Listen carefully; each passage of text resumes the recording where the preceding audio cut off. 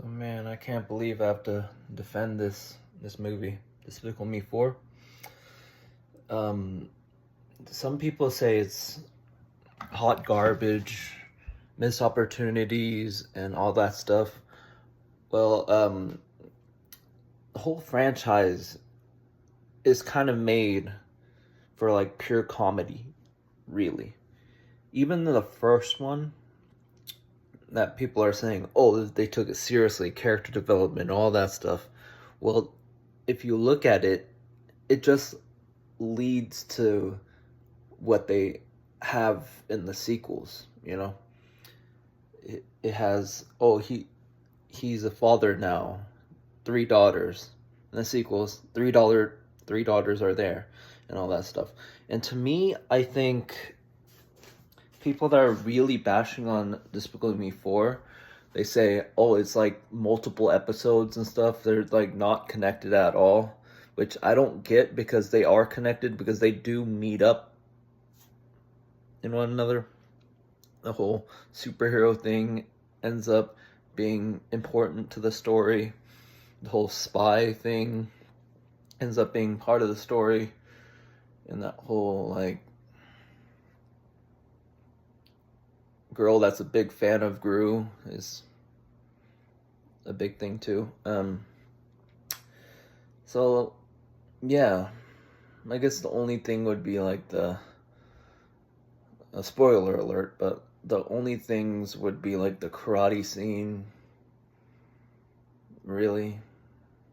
But you could say in the second one, the date that Gru was on with the very arrogant, like self-centered blonde chick.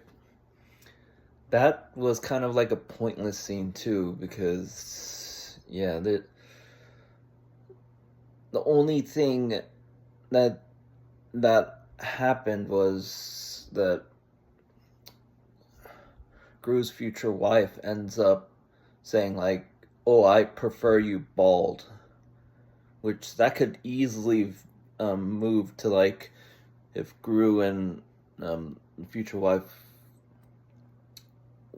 went to the wig store to like investigate, and she could say that to Gru during that time, like, oh, these wigs, these wigs, these wigs, and then she says, "I prefer you bald." That could have easily been there, right? And sorry about all that rambling, but overall, I enjoyed Despicable Me 4. Don't really trust all those reviews, because some people would enjoy it, some people won't. Opinions are opinions, right? Well, I personally enjoyed it, and I'm just waiting for the eventual like shorts they're gonna make out of the Mega Minions, the superhero stuff. And I sort of want them to do the Mega Minion spin-off franchise, or at least make the shorts, the titles, be like a parody of the superhero stuff. That would be cool. But overall, don't trust everybody about opinions about certain movies, because you might enjoy it and you might say it's really good. Because to me, I really enjoyed it, especially the fact that I watched it on D-Box, where the seats move around and stuff. So whenever he was driving, the seats were moving around, and then whenever the cockroaches were walking, every shake was like a footstep. So it was pretty cool. But overall, I enjoyed it. This character was pretty interesting, and would really like to see more of the Mega Minions. And also, I also heard that, oh, the other sequels are pointless, but that doesn't, to me, I don't agree because every character showed up. Pretty much every character showed up, and the main important character showed up in the movie from all the movies. But yeah, only reason why I wanted to say this is because people really bashed on it, and I just wanted to shed a light of a more positive thought of the movie.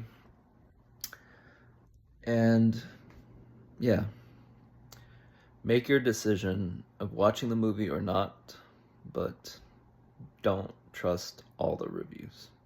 You don't even need to trust me, but I'm just showing a positive review versus the many, many, many, many negative reviews I found. And the critic score is terrible, but the audience score was pretty positive. So, yeah. And people tend to believe the audience score over the critic score, so it's pretty good. Movie's doing decently well. Obviously, you could do way better, but I'm not gonna be like The Rock and lie about how good or bad the box office is. But yeah, just go with your gut, or go with what you think about the franchise, because a lot of the reviews I saw, they start the review saying that they don't like the franchise, or they don't like the Minions, they don't like whatever. So like, to me, you don't trust things, reviews, when they say they don't like the franchise. So that's already a red flag, because if you don't like the franchise, you'll always look for things you don't like. So yeah. And they say like, oh, I just went in an open mind, but I don't like the franchise. That doesn't make sense, because an open mind is like clean slate. You know, don't think about the previous movies, just think about this movie as this movie, you know.